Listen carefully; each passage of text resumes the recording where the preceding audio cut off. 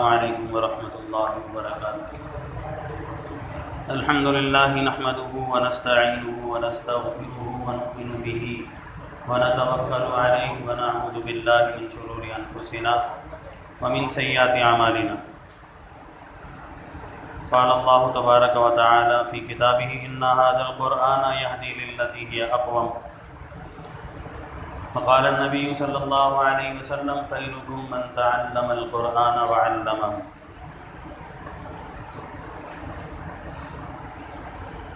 میرے محترم بھائی، دوستوں اور بزرگوں، قرآن کریم کی تکمیل کے اعتبار سے یہ خوشی کا موقع ہے، سعادت کا موقع ہے کہ اللہ نے ہمیں یہ سعادت نصیب فرمائی کہ اللہ کا کلام ہم نے تراویح میں مکمل سنا۔ کہ اللہ کی توفیق، اور اس کے بغیر جب تک اللہ کی توفیق شامل حال نہ ہو یہ ممکن نہیں۔ پڑھنے والے بھی مبارکباد کے لائق ہیں، سننے والے بھی، اور جہاں جہاں ترتیب بنی، حافظوں نے، بچوں نے پڑھا، پڑھایا، سنایا، سنا، یہ بڑی مبارک بات ہے، اور ان کے لیے دعا بھی کرنی چاہیے کہ اللہ ان سب حضرات کو جزائے خیر نصیب فرمائے۔ اور تھوڑا سا لمحہ فکریہ بھی ہے ہم سب کے لیے کہ جو مجمع ہمارا ختم قرآن کے موقع پر ہے، جو مجمع ہمارا جمعے کے موقع پر ہے، وہ مجمع ہمارا عام نمازوں میں نہیں، اور فجر میں تو وہ مجمع نہ ہونے کے برابر ہے۔ اس کے لیے سنجیدگی سے فکر کی ضرورت ہے کہ وہ ہمارا مجمع کہاں چلا جاتا ہے۔ اس کا مطلب ہے کہ ابھی ہم نے نیت نہیں کی، اور نمازیں تو فرض ہیں، 5 نمازیں ہیں، 5 فرض ہیں، اور مردوں کے لیے مسجد میں آ کر نماز پڑھنا واجب ہے جبکہ کوئی عذر نہ ہو۔ عید کی نماز میں مسجد میں جگہ کم پڑ جاتی ہے، جمعہ کی نماز میں مسجد میں جگہ کم پڑ جاتی ہے، اور فجر کی نماز میں 2 صفحے 3 صفحے مکمل کرنا مشکل ہوتی ہے۔ ہر سال یہی گزارش ہوتی ہے، ہر سال یہی درخواست ہوتی ہے، ہر جگہ علماء کی یہی بستہ درخواست ہے کہ بھائی نمازوں کا اہتمام ہو، مساجد کو آباد کریں۔ نماز کا اہتمام نہیں ہوگا اس وقت تک ہم پریشان رہیں گے، اس وقت تک مصیبتوں میں رہیں گے، اس وقت تک آزمائشوں میں رہیں گے۔ نماز بنیاد ہے، اس لیے دوبارہ گزارش ہے، پیچھے جو کچھ ہوا، سستی ہوئی، کاہلی ہوئی، غفلت ہوئی، اب اس رمضان میں اس مبارک موقع پر ہم نیت تو کر لیں کہ 5 وقت کی نماز انشاءاللہ پڑھیں گے، جماعت سے پڑھیں گے، ہر گھر میں نماز کی فضا ہو، ہر گھر میں قرآن کی فضا ہو۔ نماز پڑھ کر گھر سے نکلو، مسجد سے نکلو، ایسا ہو کا عالم، ایسا سناٹا، تو لگتا ہی نہیں ہے کہ انسانوں کی بستی ہے، ایسا معلوم ہوتا ہے کہ کہیں کسی قبرستان سے گزر رہے ہیں۔ ایک وقت وہ تھا کہ جب فجر کے بعد ہی یاسین پڑھنے کی آوازیں آتی تھیں، قرآن کی تلاوت کی آوازیں آتی تھیں، کہیں بوڑھے قرآن کھول کر بیٹھے ہوتے تھے، کہیں گھر کی خواتین اور بچے، ایک قرآن کا ماحول اور فضا تھی۔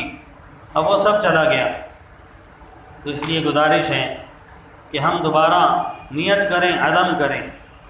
یہ اللہ نے ہمیں کتاب دی ہے، اپنے محبوب صلی اللہ علیہ وسلم کو اپنے پاس بلایا، اور لیکن اپنے محبوب کی نشانی کو چھوڑ دیا۔ حضور کی محبوب کی نشانی، حضور کا جو معجزہ ہے قیامت تک باقی رہے گا۔ پہلے انبیاء آتے اور وہ جب دنیا سے جاتے تو ان کی نشانی، ان کا معجزہ، ان کی آسمانی کتابیں چلی جاتی تھیں، آسمانی کتابوں میں تحریف اور تبدیلی ہوتی تھی، لیکن اللہ نے حضور صلی اللہ علیہ وسلم کو وہ مبارک کتاب نازل فرمائی جس کے بارے میں نازل کرنے والے نے خود ہی فرما دیا، ذالک الکتاب لا ریب فیہ، اس میں کوئی شک نہیں ہے۔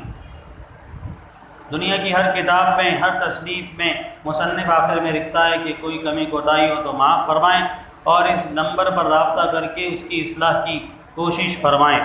لیکن یہ کتاب ایسی واحد کتاب ہے جو دعوے کے ساتھ اور چیلنج کے ساتھ ہے کہ لا ریب فیہ، اس میں کوئی شک نہیں ہے۔ تنزیل الکتاب لا ریب فیہ من رب العالمین، یہ اس رب کی طرف سے نازل کی گئی کتاب ہے، اس میں کوئی شک نہیں، جو رب العالمین ہے، جہاں کا پالنے والا ہے، جہانوں کا رب ہے، اس رب نے نازل کیا ہے۔ تلک آیات الکتاب المبین، اور یہ تو کتاب مبین کی آیتیں ہیں اور نشانیاں ہیں۔ مبین کا مطلب ہر چیز کو واضح کرنے والی کتاب، حق اور ناحق کو واضح کرنے والی کتاب، کفر اور باطل کو واضح کرنے والی کتاب، جائز ناجائز چیزوں کو واضح کرنے والی کتاب۔ وَآتَيْنَاهُمُ الْكِتَابَ الْمُسْتَبِينَ، اور ہم نے ایسی کتاب عطا کی جو بالکل واضح ہے، اس میں اب مزید کسی نئی کتاب کی، مزید کسی نئی شریعت کی ضرورت نہیں ہے۔ اللہ الذی انزل الکتاب بالحق والمیزان، اس اللہ نے اس کتاب کو نازل کیا ہے اور بالکل حق کے ساتھ نازل کیا۔ یہ کتاب حق کتاب ہے، یہ کتاب سچی کتاب ہے، اس کا ہر مضمون حق ہے، اس کی ہر نصیحت حق ہے، اس کی ہر آیت سچ ہے اور حق ہے۔ اور والمیزان، جس نے اس کتاب کو نازل کیا اسی نے میزان کو اتارا، انصاف کا ترازو وہی قائم کرنے والا ہے۔ انصاف کا ترازو ایک دن انصاف کرے گا اور واضح کر دے گا قرآن پر چلنے والے وہ کون ہیں اور قرآن سے اعراض کرنے والے وہ کون ہیں۔ یہ سب کا فیصلہ ہو جائے گا۔ نیکی کرنے والوں کے پلے بھاری ہوں گے، وہ جنت میں جائیں گے، اور بدی کرنے والے، گناہ کرنے والوں کے پلے وہ ہلکے ہوں گے نیکیوں کے، تو وہ جہنم میں جائیں گے۔ اسی رب نے، جس رب نے اس کتاب کو حق کے ساتھ اتارا، اسی رب نے اس میزان بھی اتاری۔ وما یدریک لعل الساعۃ قریب، اور وہی رب ہے کہ وہ قیامت بھی قائم کرے گا۔ اور تمہیں کیا معلوم کہ قیامت کب قائم ہو جائے، کب قیامت قائم ہو جائے؟ قیامت کا قائم ہونا حق ہے، قیامت آئے گی، لیکن کب آئے گی اس کا علم کسی کے پاس، اللہ کے علم میں ہے۔ کسی نے پوچھا متی الساعۃ، اے اللہ کے نبی آپ قیامت سے ہمیں ڈراتے ہیں، بتائیے قیامت کب آئے گی؟ اللہ کے نبی نے فرمایا تم نے قیامت کے لیے تیاری کیا کر رکھی؟ ہمیں تجسس ہوتا ہے، ہم سوچتے ہیں، ہم نشانیاں ڈھونڈتے ہیں، ہم نشانیاں پڑھتے ہیں کہ قیامت کی بڑی نشانیاں یہ ہیں، چھوٹی نشانیاں یہ ہیں، کچھ ظاہر ہو گئیں، کچھ ظاہر ہونے والی ہیں، لیکن حقیقت یہ ہے کہ قیامت کی ہم نے تیاری کیا کر رکھی ہے، اس کی طرف سے ہمیں غفلت ہے۔ جس کی موت آ گئی اس کی تو قیامت آ گئی، جس کی موت آ گئی اس کی قیامت آ گئی، اس کے لیے میدان قائم ہو گیا، اس کے لیے منکر نکیر حساب کتاب کے لیے پہنچ گئے۔ اب اس کی قبر یا تو حفر من حفر النار، یا جہنم کا گڑھا بنے گی، یا روضۃ من ریاض الجنہ، یا جنت کا باغیچہ بنے گی، اس کی تو قیامت آ گئی۔ تو اس لیے میرے محترم بھائی دوستوں بزرگوں، غفلت سے اپنے آپ کو بچانا، غفلت سے اپنے آپ کو بچانا۔ اتنی مبارک کتاب اور اس کی ایک ایک آیت اتنی قیمتی۔ سورہ بقرہ کے بارے میں فرمایا 286 آیتیں، اور ہر آیت کے ساتھ 80 فرشتے اس کے اعزاز میں اترے ہیں۔ حضرت علی رضی اللہ عنہ کو حضور صلی اللہ علیہ وسلم نے قیمتی تحفہ دیا، چار کام کر لو، 4 صورتیں اور آیتیں پڑھ لو، 5 انعامات ملیں گے، عظیم الشان 5 انعام ہر فرض نماز کے بعد۔ فرمایا کہ 70 حاجتیں پوری ہوں گی۔ فرض نماز پڑھی، یہ 4 چیزیں پڑھ لیں، 70 حاجتیں پوری ہوں گی، حاسدین اور دشمن سے حفاظت ہوگی، کوئی دشمن اسے نقصان نہیں پہنچا سکتا، حاسد اس کے ساتھ حسد نہیں کر سکتا، کوئی مکر نہیں کر سکتا، اور اسی میں بیماریوں اور وباؤں سے نجات بھی ملے گی، وہ بھی شامل ہے۔ بیماری بھی تو دشمن ہے، بیماری بھی تو نقصان پہنچاتی ہیں۔ فرمایا جو یہ 4 چیزیں پڑھے گا 70 حاجتیں پوری ہوں گی، حاسدین اور دشمن سے حفاظت ہوگی، اور روزانہ اللہ جل شانہ رحمت کی نگاہ سے دیکھیں۔ روزانہ جب یہ پڑھے گا، جب اللہ کی رحمت میں آئے گا، جب یہ پڑھے گا اللہ کی رحمت میں آئے گا، اور فرمایا مرتے ہی جنت القدس میں داخل ہوگا، اللہ کی عظیم الشان جنت میں داخل ہوگا۔ صرف اتنی دیر ہے یہ مرے اور مرتے ہی جنت میں جائے۔ پڑھنا کیا ہے؟ بہت آسان ہے۔ فرض نماز پڑھی، اس کے بعد سورۃ الفاتحہ سب کو یاد ہے، سورۃ الاخلاص سب کو یاد ہے، آیت الکرسی 1 مرتبہ سورہ فاتحہ ایک مرتبہ سورہ اخلاص، ایک مرتبہ آیت الکرسی، اور سورہ آل عمران کی 18ویں آیت شہد اللہ انہ لا الہ الا ھو والملائکۃ، یہ آخر تک یہ آیت پڑھنی۔ آیت نمبر 18 یہ عظیم الشان آیت ہے کہ یہودیوں نے حضور سے پوچھا کہ قرآن کی سب سے بڑی گواہی کیا ہے، قرآن میں سب سے بڑی گواہی کیا ہے؟ آپ نے خاموشی اختیار کی۔ اللہ نے جبریل کو اتارا اور فرمایا کہ ان کو بتا دیں قرآن میں سب سے بڑی گواہی یہ ہے، اللہ خود گواہی دے رہے ہیں، شہید اللہ انہ لا الہ الا ھو، اللہ نے خود گواہی دی ہے، اللہ کے سوا کوئی معبود نہیں۔ تو اللہ نے ایسی زبردست کتاب دی ہے، اللہ نے ایسے زبردست اعمال دیے ہیں، اللہ نے ایسی زبردست صورتیں دی ہیں، آیت الکرسی پڑھنے والا سیدھا جنت میں داخل ہوگا، سیدھا جنت میں داخل ہوگا۔ لیکن افسوس ہے کہ ہم اس کتاب سے غافل ہیں، ہم ان چھوٹی چھوٹی چیزوں سے غافل ہیں، ہم عمل سے عاری ہیں۔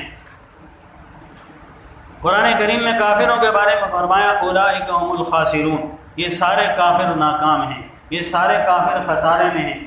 اور ہمارے حضرت فرماتے ہیں یہ سارے کافر فیل ہیں۔ یہ کافر کیا ہیں؟ سارے یہ فیل ہیں، اور فیل آدمی کی نقل کرنے والا بھی فیل ہے۔ جو فیل ہونے والا ہو اس کی نقل کرنے والا بھی کون ہوتا ہے؟ وہ فیل ہوتا ہے۔ جو فیل ہے اس کی جو نقل کرے گا وہ پاس نہیں ہو سکتا، وہ بھی ناکام ہے، ناکام کی نقل کرنے والا بھی ناکام ہے۔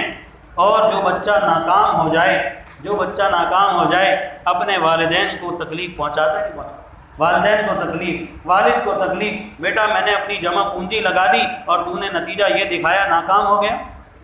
ماں کو تکلیف کہ صبح صبح اندھیرے منہ تیرے لیے اٹھی اور تیرے لیے ناشتہ بنایا اور تیرے لباس کا اور تیرے چیزوں کا خیال رکھا، اور تو نے نتیجہ یہ دیا کہ تو ناکام ہو گیا۔ ناکام کی نقل کرنے والا ناکام، اور ناکام ہونے والا اپنے والدین کو تکلیف پہنچاتا ہے۔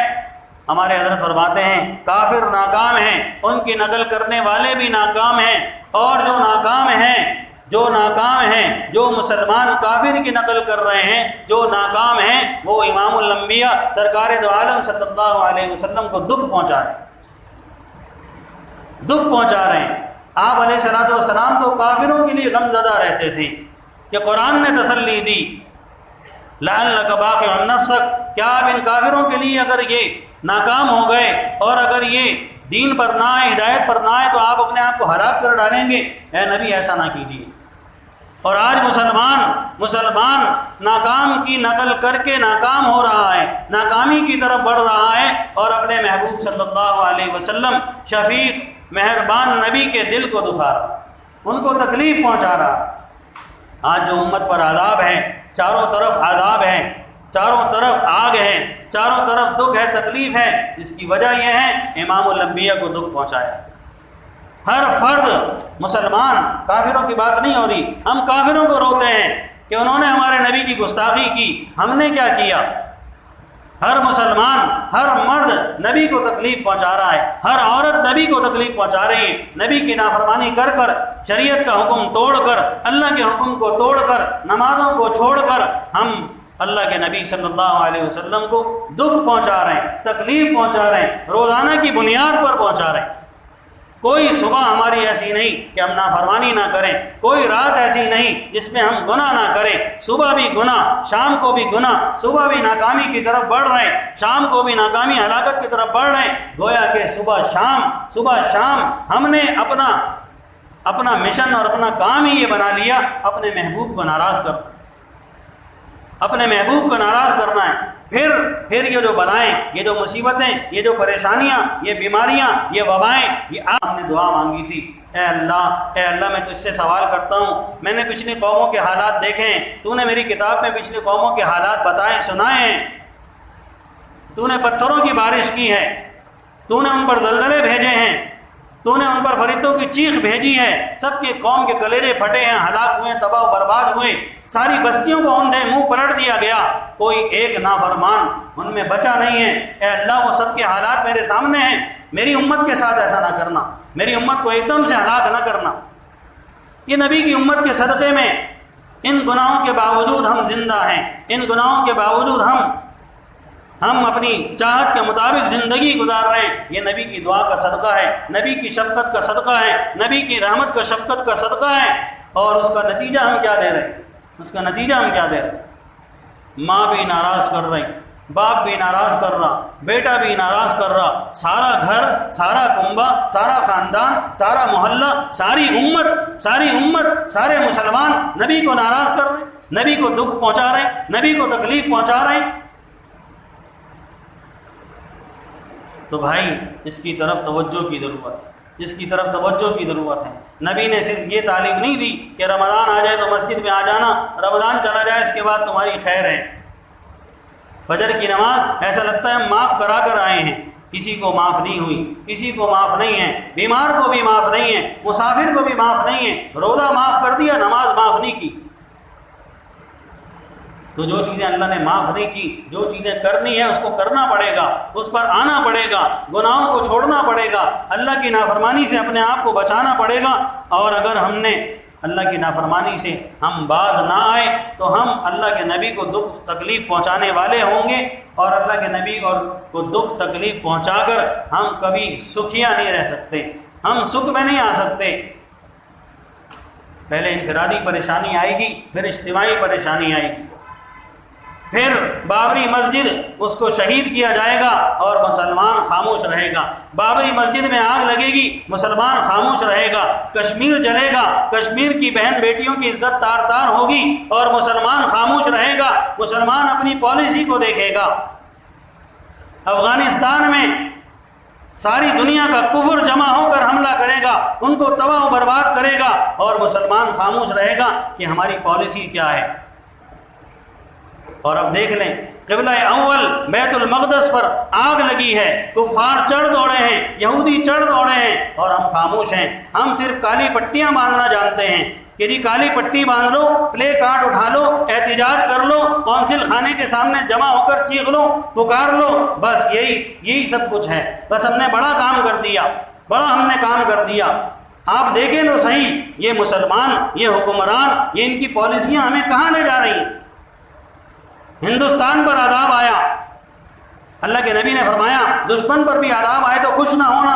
ہم خوش نہیں ہو رہے، لیکن ہم دیکھ رہے ہیں اللہ نے ان کو عبرت کا نشان بنایا۔ یہ وہی ہندو تھے نا جنہوں نے مسلمان بچیوں کے حجاب کو کھینچا ہے، یہ وہی ہندو تھے نا جنہوں نے مسلمانوں کے روزوں کو توڑوایا ہے، یہ وہی ہندو تھے نا جنہوں نے مساجد پر کھڑے ہو کر ان کے میناروں کو گرایا ہے اور قرآن کی بے حرمتی کی ہے، سرے عام قرآن کو جلایا ہے۔ آج جب ان پر عذاب آیا، ہمارے حکمران 50 ایمبولینسیں بھیج رہے ہیں۔ کیا یہ کشمیر کے وقت میں اندھے تھے؟ کشمیر کے وقت میں کوئی ایک کھڑا نہ ہوا، کوئی ایک مسلمان کھڑا نہ ہوا، کوئی پالیسی، کوئی غور نہیں کیا گیا، کوئی پٹی نہیں باندھی گئی۔ آپ ہندوستان کے معاملے پر بھی پٹی باندھ رہے تھے نا، آپ کونسل خانے کے سامنے کھڑے ہو جاتے، آپ پلے کارڈ اٹھا کر کھڑے ہو جاتے، ہم یہی کر سکتے ہیں۔ لیکن نہیں، مسئلہ یہ ہے کشمیر والے مسلمان تھے، وہاں ہمیں اجازت نہیں ہے۔ افغانستان والے مسلمان تھے، وہاں ہمیں اجازت نہیں ہے۔ بوسنیا والے مسلمان تھے، وہاں ہمیں اجازت نہیں ہے۔ شام جلتا رہا، ابراہیم علیہ السلام کی سرزمین جلتی رہی، اور ہم اپنی پالیسیوں پر غور کرتے رہے۔ نہیں، ہمیں اپنا ملک بچانا ہے۔ اگر ہم نے کچھ کیا ہمارا ملک تباہ ہو جائے گا، ہمارے ایٹمی اثاثے نقصان میں آ جائیں گے، خطرے میں آ جائیں گے۔ خدا کی قسم اس وقت جو مسلمان نہتے، وہ جو بیت المقدس میں پتھر لے کر بیٹھے ہیں نا، بیت المقدس کی حفاظت کے لیے، یہودیوں پر حملہ کرنے کے لیے، وہ مسلمان عورتیں اور بچیاں جو پتھر لے کر بیٹھے ہیں، وہ پتھر ہمارے میزائل کے لیے ایک عبرت ہے، ایک سوال ہے کہ تم اپنے میزائل اپنے پاس رکھو، ہمیں ضرورت نہیں، ہم پتھروں سے لڑنا جانتے ہیں۔ ہماری پالیسی ہی تبدیل نہیں ہوتی، ہمیں سمجھ نہیں آتا ہم نے کرنا کیا ہے۔ وہ گستاخیاں کریں، ہم کہتے ہیں ہمیں کرنا کیا ہے، ہم تو قرارداد پیش کریں گے۔ وہ نبی کی شان میں گستاخی کریں، ہم ان کے سفیر کو نکال نہیں سکتے، ہماری اتنی ہمت نہیں، ہماری مجال نہیں، ہمیں تو پالیسی کو دیکھنا ہے، ہمیں اپنے ملک کو بچانا ہے۔ ارے ملک اگر بچ گیا، ایمان نہ بچا تو کچھ بھی نہ بچا۔ اگر ملک آگ لگ گئی اور ملک اسلام کی خاطر قربان ہو گیا، اللہ اس ملک کو بھی باقی رکھیں گے، اس ملک والوں کو بھی باقی رکھیں گے۔ مدینہ میں کیا ہوا؟ حضور کا انتقال ہوا، ہر طرف فتنے کی آگ لگی، وہ سارے کھڑے ہوئے۔ کوئی نبوت کا دعویٰ کر رہا ہے، کوئی زکوٰۃ کا انکار کر رہا ہے، کوئی نماز کا انکار کر رہا ہے۔ ان کا خیال تھا نبی تو دنیا سے چلے گئے، اسلام بھی مٹ جائے گا۔ نبی کے زمانے میں تو ایڑی چوٹی کا زور لگایا، اسلام نہیں مٹا سکے، شریعت کو نہیں مٹا سکے، نبی کی سنتوں کو نہیں مٹا سکے، مسلمانوں کو جھکا نہیں سکے۔ ان کا خیال تھا اس وقت بھی یہودی تھا، اس وقت بھی یہ یہودی تھا، یہ عیسائی تھا، جن کے آگے پیچھے ہم گھومتے ہیں اور جن کو تسلیم کرنے کے لیے ہم بہانے ڈھونڈتے ہیں۔ ہم قرآن کی آیتیں پیش کرتے ہیں، اسرائیل کو تسلیم کرو، پھر وہ آگ لگائے گا اور آپ تماشا بن کر دیکھیں گے۔ ابو بکر رضی اللہ عنہ خلیفہ بنے، آپ نے اعلان کر دیا یہ جتنے فتنے کھڑے ہوئے ہیں ان کے لیے کھڑا ہونا ہے، ہر مسلمان کھڑا ہوگا، ہر مرد کھڑا ہوگا، ہر صحابی کھڑا ہوگا۔ جتنے بھی یہ جھوٹے دعوے دار ہیں، ایک علاج ہے، ان کی گردن تن سے جدا کر دی جائے، یا تو یہ توبہ استغفار کر لیں، اور کوئی علاج نہیں، اور کوئی پالیسی نہیں، اور کوئی۔ صحابہ نے کہا یہ سارے نکل جائیں گے، مدینہ کا کیا ہوگا، مدینہ کی حفاظت کا کیا ہوگا؟ ابو بکر رضی اللہ عنہ پر قربان جائیں، فرمایا اگر مدینہ کے اندر وحشی جانور اور کتے یہاں چڑھ جائیں اور یہاں کے رہائشیوں کو، رہنے والوں کو نوچ نوچ کر کھائیں، ابو بکر کو برداشت ہے، لیکن ابو بکر یہ برداشت نہیں کر سکتا کہ میرے نبی کے دامن کو کوئی نوچے، میرے نبی کی شان میں کوئی گستاخی کرے، میرے نبی کے خلاف کوئی کھڑا ہو۔ ابو بکر رضی اللہ عنہ کی مثال سامنے ہے۔ اور کون سی پالیسی چاہیے، اور کون سا نمونہ چاہیے، اور کون سی قرارداد چاہیے؟ سارے صحابہ نے ایک ہی قرارداد پیش کی تھی، گستاخ نبی یہ واجب القتل ہے، اور کوئی فیصلہ نہیں، سب کا ایک ہی فیصلہ ہے۔ آج ہم اپنی ہاتھوں سے اپنی بہنوں کو، اپنی بیٹیوں کو باطل کے حوالے کرتے، عافیہ ہم سے چلی گئی، کافروں نے نوچ دیا، تار تار کر دیا، ایک مسلمان کھڑا نہیں، ایک مسلمان کھڑا نہیں۔ اور آج کسی کافر کو کوئی مسلمان گولی مار دے، سب کو انسانیت یاد آتی ہے، سب کو انسانیت یاد آتی ہے۔ حضرت مفتی تقی عثمانی صاحب نے فرمایا کہ بیت المقدس پر خاموشی، عالم اسلام کی خاموشی اور اسلام کے حکمرانوں کی خاموشی، 57 ممالک کی خاموشی، یہ مہنگی پڑے گی۔ بیت المقدس پر خاموشی یہ سستی نہیں ہے، یہ کوئی حقیر چیز نہیں ہے، کم تر چیز نہیں ہے کہ کافر آئے نوچ کر لے جائے۔ اللہ اس کی حفاظت کرنے والے ہیں، اور اللہ حفاظت کرنے والوں کو کھڑا کریں گے، لیکن جو خاموش رہے گا اس سے پوچھا جائے گا، وہ جواب دے گا۔ تو بھائی ہم تو مسجد میں نہیں آ رہے، ہم جہاد پر کیا جائیں گے؟ ہماری نمازیں قابو ہوئی نہیں، ہم جہاد کیسے کریں گے؟ ہمیں پاکی ناپاکی کے پتہ ہی نہیں مسلمانوں کو۔ اپنے دین پر آئیں، بنیاد پر تو آئیں، آواز تو اٹھائیں، ہاتھ تو اٹھائیں، دعا تو کریں۔ کشمیر جلتا رہا، ہماری شادیاں اسی طرح ہوتی رہیں، ہم اپنے پھول جھڑیوں میں اور اپنی عیش و عشرت میں ہم کرتے رہے۔ افغانستان میں کیا نہیں کیا انہوں نے، لیکن ہم خاموش رہے۔ یہ جو ان کا مسئلہ ہے۔ اب جب ہمارے اپنے ملک میں آگ لگے گی نا، پھر بھی ہم کہیں گے یہ تو پنجاب کا مسئلہ ہے، یہ سرحد کا مسئلہ ہے، یہ بلوچستان کا مسئلہ ہے۔ اور جب سندھ میں آگ لگے گی پھر ہم کہیں گے انٹیریئر کا مسئلہ ہے، اور پھر جب شہروں میں آگ لگے گی پھر ہم کہیں گے یہ تو نارتھ والوں کا مسئلہ ہے۔ اسی پر تو باطل نے مسلمانوں کو جدا کر دیا، بے حس بنا دیا۔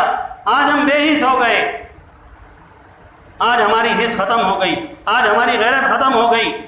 کافر کے پاس تو غیرت ہے ہی نہیں، انگریز کے پاس تو غیرت ہے ہی نہیں، ساری زندگی خنزیر کھاتا رہا، شراب پیتا رہا، بے غیرت ہے۔ مسلمانوں کے اندر بھی جائیں اسٹوروں پر خنزیر کا گوشت بک رہا ہے۔ اسلامی ملک میں، پاکستان میں جو باہر سے جو چاکلیٹیں آ رہی ہیں، جن کو ہم فرمائش کر کر اور آن لائن منگا کر اور شوق سے کھا رہے ہیں، ان میں خنزیر کی چربی ہے، ان میں حرام چربی ہے، حرام غذا ہے، حرام خوراک ہے۔ اس لیے کافر کو پتہ ہے ان کو حرام کھلا کھلا کر ان کی غیرت مارنی۔ وہ دیکھتے رہے کہ نبی کی گستاخی کرو، کیا کرتے ہیں مسلمان؟ پلے کارڈ اٹھائیں گے، کالی پٹیاں باندھیں گے، چیخیں گے، چلائیں گے، چلے جائیں گے۔ انہوں نے کہا ٹھیک ہے جی کرتے رہو۔ اب انہوں نے بیت المقدس پر حملہ کر دیا، اب بھی ہم خاموش ہیں، پھر کل کو بیت اللہ کا نمبر آئے گا، پھر بھی ہم خاموش رہیں گے، آخر ہم کب اٹھیں گے؟ تو بھائی اپنے رزق کو حلال کریں، اپنے رزق کو حلال کریں تاکہ ایمانی غیرت جوش باقی رہے، اور باطل چیزوں سے اپنے آپ کو بچائیں۔ قرآن مومن پڑھتا تھا، قرآن پڑھ کر سوتا تھا، آج واٹس ایپ کے میسج پڑھ کر سوتا ہے، آج فیس بک کے میسج پڑھ کر سوتا ہے۔ کہاں نوجوانوں کو، کیا مرد اور کیا عورتیں، کیا بوڑھے اور کیا جوان، سب کو اسی آگ میں لگا دیا، سب کو اسی آگ میں دھکیل دیا، اور ہم ایک روٹین پر چلے جا رہے ہیں۔ مجھے میری دکان کی فکر، میرے کارخانے کی فکر، میرے خاندان کی فکر، میرے بچوں کی فکر، امت کا کیا ہوگا، امت کا کیا ہوگا۔ میرے نبی تو امت کے لیے روتے چلے گئے، میرے نبی تو امت کے لیے روتے چلے گئے اور قیامت میں بھی روئیں گے۔ معراج پر بھی امت کو نہیں بھولے۔ اے اللہ مجھ پر سلام بھیجا ہے تو میری امت پر بھی سلام بھیج، جو میری امت کے نیک لوگ ہیں۔ آپ تو معراج پر بھی امت کو نہیں بھولے، آپ حوض کوثر بھی امت کو نہیں بھولیں گے۔ آپ کے لیے جب سواری لائی جائے گی، آپ کے لیے ممبر لایا جائے گا، آپ اس پر سوار ہوں اور جنت الفردوس کے اعلیٰ مقام پر آپ پہنچیں، نبی ہاتھ رکھ لیں گے، اپنا دست مبارک رکھ لیں گے، اے اللہ تیرا بھیجا ہوا ممبر قبول ہے، منظور ہے، لیکن اگر میں بیٹھ گیا یہ اعلیٰ جنت الفردوس میں پہنچ جائے گا، میری امت کا کیا ہوگا، میری امت کا کیا ہوگا۔ اگر نبی نے ہم سے پوچھ لیا کیا یہ شام والے تمہارے بھائی نہیں تھے، کیا یہ فلسطین والے تمہارے بھائی نہیں تھے، کیا یہ بوسنیا والے، افغانستان والے، کشمیر والے تمہارے بھائی نہیں تھے، میں ان کے لیے روتا رہا، میں تمہارے لیے روتا رہا، اور تم نے کیا کیا؟ تو بھائی اس کے لیے اللہ سے معافی مانگنے کی ضرورت ہے۔ اجتماعی طور پر معافی بھی مانگیں، اجتماعی طور پر گناہ بھی چھوڑیں۔ جب تک گناہ نہیں چھوڑیں گے، نبی کو ناراض کرنا نہیں چھوڑیں گے، نبی کو دکھ تکلیف پہنچانا نہیں چھوڑیں گے، جب تک اللہ کی رحمت نہیں اترے گی، اللہ کی مہربانی نہیں اترے گی، اور پھر اس کے لیے سچے دل سے ندامت ہو۔ سچے دل سے ہم ہاتھ تو اٹھا سکتے ہیں، ہم مصلے پر رو تو سکتے ہیں، ہم گڑ گڑا تو سکتے ہیں۔ باپ اسپتال میں چلا جائے سارا خاندان پریشان ہوتا ہے، ماں بیمار ہو جائے سارا خاندان پریشان ہوتا ہے، بیٹا بیٹی پریشان ہو جائے، نیند اڑ جاتی ہے۔ آج مسلمان کٹ رہا ہے، ہماری کتنی نیندیں اڑی ہیں، ہم نے کتنی اپنی دعوتوں کو مؤخر کیا، ہم نے کتنی اپنی شادیوں کو سادہ کیا۔ ہمیں تو فکر ہے، مسلمان ایسے فکر مند ہو رہے، ایسے پریشان ہو رہے کہ جی لاک ڈاؤن ہو گیا، مارکیٹیں بند ہو گئیں، عید کی خریداری نامکمل رہے گی، عید کی خریداری کیسے ہوگی، بچے ہماری عید کیسے منائیں گے، وہاں کشمیر چل رہا، وہاں بیت المقدس چل رہا، اللہ کا گھر چل رہا، اور مجھے اپنے آپ کو سجانے اور بنانے سے فرصت ہی نہیں۔ قیامت کے دن اللہ نے پوچھ لیا تم نے کیا کیا تھا، تم نے کیا کیا تھا، کیا جواب ہے ہمارے پاس؟ تو بھائی اس کے لیے ہم خصوصی طور پر اس وقت امت کو متحد ہونے کی ضرورت ہے۔ باطل کی سب سے پہلی چال ہی یہ تھی کہ سب کو جدا کر دو، سب کو الگ الگ کر دو، اور یہ جو کورونا ہے نا، کورونا یہ بھی ایک چال ہے، یہ بھی ایک چال ہے۔ بیماری ہوگی اپنی جگہ ہوگی، وبا ایسی نہیں ہوتی جو ہفتے اتوار کو آئے اور باقی دن نہ آئے، وبا ایسی نہیں ہوتی جو صبح شام آئے باقی میں نہ آئے، وبا ایسی نہیں ہوتی جو مسجد میں آئے بازاروں میں نہ آئے۔ یہ مسلمانوں کو دھوکہ دیا جا رہا ہے۔ افغانستان سے جب ذلت اٹھانی پڑی، ان کو نکلنا پڑا، اب ان کو یہ تھا ساری دنیا ان کے اوپر تھو کرے گی، لعنت ملامت کرے گی کہ 52 ملکوں کی ساری طاقت و قوت لے کر چڑھے تھے، آج کیا لے کر نکلے؟ ذلت اور رسوائی۔ اس ذلت کو چھپانے کے لیے ساری دنیا کو کورونا کے پیچھے لگا دیا۔ ان کو بیت المقدس پر حملہ کرنا تھا، اس لیے مسلمانوں کو کورونا کے چکر میں لگا دیا۔ ارے اپنے ملک کو بچاؤ، ارے اپنے ملک کی سرحدوں کو بانڈ کرو، فلائٹیں بند کرو، آنا جانا بند کرو، تاکہ نقل و حرکت ہی نہ رہے، تو کوئی کھڑا نہ ہو، کوئی مداحمت نہ کر سکے، کوئی بول نہ سکے۔ ارے تمہاری اپنی جان خطرے میں ہے، تم بیت المقدس کو چھوڑو، تم تو ماسک لگاؤ۔ ارے تمہاری اپنی جان خطرے میں، تمہارے بچے خطرے میں، تمہارے ماں باپ خطرے میں، تم تو ماسک لگاؤ۔ پہلے حکمرانوں کے منہ بند کیے تھے، خبردار کچھ نہ بولنا، خبردار کچھ نہ بولنا، ہمارے سفیر پر انگلی نہ اٹھانا۔ آج ہر مسلمان کا منہ بند کر دیا۔ یہ ماسک جو ہے نا، یہ ماسک، یہ کافر تماشا دیکھ رہا ہے، دیکھو انہوں نے اپنے منہ بند کر دیا۔ خبردار مسلمان، تجھے اجازت نہیں ہے کچھ بولنے کی، بیت المقدس پر نہیں بولنا، فلسطین پر نہیں بولنا، افغانستان پر نہیں بولنا، کشمیر پر نہیں بولنا۔ اپنے آپ کو دیکھو، ورنہ اگر یہ تم نے زبان کھول دی، اگر منہ کھول دیا، ہلاک ہو جاؤ گے، برباد ہو جاؤ گے۔ ایسا گھیرا اور ماشاءاللہ ہمارے میڈیا نے جو کام کر دکھایا، ایسا خوف دل میں بٹھایا، ابھی تک خائف ہیں۔ مسجد میں بات ہو رہی تھی، اس سال وہ مجمع نہیں، پچھلے سال تو رو رہے تھے کہ مسجد کھلی نہیں، اس سال تو مسجد کھلی تھی، لیکن وہ مجمع نہیں جو پہلے تھا۔ کیوں ڈر گئے؟ اگر مسجد میں گئے تو بیماری آ جائے گی، اگر مسجد کے اے سی چلے تو بیماری آ جائے گی، اگر مسجد میں SOPs کا خیال نہ کیا تو بیماری آ جائے گی، اگر مسجد میں سینیٹائزر نہ ہوئے تو بیماری آ جائے گی۔ اتنا ڈرایا، اللہ کی قسم، اگر نماز چھوڑنے پر اتنا ڈر جاتے، اللہ کی رحمت اتر جاتی۔ اگر اتنا اللہ سے ڈر جاتے، اللہ کی رحمت اتر جاتی۔ اللہ کا ڈر تو گیا، بیماری کا ڈر ہے۔ ارے بھائی، اگر بیماری ہے اور مر گئے تو مومن کے لیے تو وعدہ ہے، مومن کے لیے تو بشارت ہے۔ مومن اگر بیماری میں مرے گا، وبا میں مرے گا، شہید ہے۔ سیدھا جنت میں جائے گا، پھر کیا پرواہ ہے، اور مرے گا تو اپنے وقت پر مرے گا۔ قرآن کا اعلان ہے جس کی موت کا وقت نہیں آیا وہ کبھی موت کے منہ میں جا نہیں سکتا، جس کی موت کا وقت آ گیا اس کو کوئی بچا نہیں سکتا۔ آپ لاکھ ویکسینیشن لگوا لیں، اگر موت آپ کی لکھی ہے، موت آ کر رہے گی، تو بھائی جب موت بھی یقینی ہے اور شہادت بھی یقینی ہے، پھر کیسا ڈر ہے، پھر کیسا خوف ہے۔ نہ خود پریشان ہوں، نہ دوسروں کو پریشان کریں۔ حکمرانوں کے لیے دعا کریں، ان کے لیے دعا کریں، ان کے پاس آج طاقت ہے، آج قوت ہے صرف مسلمانوں کو پریشان کرنے کی۔ یہ کافر پر تو گولی نہیں چلا سکتے، یہ مسلمانوں پر گولی چلا سکتے ہیں۔ ان کی گولیاں، ان کی لاٹھیاں، ان کا اسلحہ، ان کی ساری طاقت اور قوت مسلمانوں پر ہے۔ خبردار، چلو اندر۔ مارکیٹیں بند کرانے پر جتنا زور لگایا، اگر یہ رشوت بند کرانے پر زور لگا دیتے اللہ کی رحمت اتر جاتی، یہ سود بند کرنے پر زور لگا دیتے اللہ کی رحمت اتر جاتی، یہ ناجائز منافع خوری پر زور لگا دیتے اللہ کی رحمت اتر جاتی، یہ ملاوٹ کرنے والوں کو ڈنڈے سے سیدھا کرتے اللہ کی رحمت اتر جاتی۔ کر سکتے ہیں لیکن کرنا نہیں۔ اللہ تعالی ہمیں سمجھنے کی اور عمل کی توفیق نصیب فرما دے۔